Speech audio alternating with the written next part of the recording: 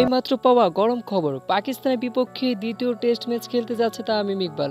কঠিন ইনজুরিতে পড়ে সাকিবের সর্বনাশ। আর তাই তো দর্শক, সাকিবের পরিবর্তে পাকিস্তানের বিপক্ষে দ্বিতীয় টেস্ট ম্যাচ খেলতে উড়াল দিলেন বিমানে করে তামিম ইকবাল। দর্শক, খবরের বিস্তারিত জানুন পুরো প্রতিবেদনে। কথায় আছে না, রাখি আল্লাহ মারে কে, এবার যেন সেই কাজটি হলো।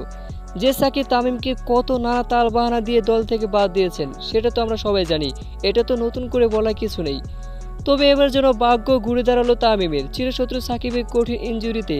আর তাই তো দর্শক, পাকিস্তানের বিপক্ষে দ্বিতীয় টেস্ট ম্যাচ দিয়ে অবশেষে জাতীয় দলে ফিরলেন তামিম ইকবাল।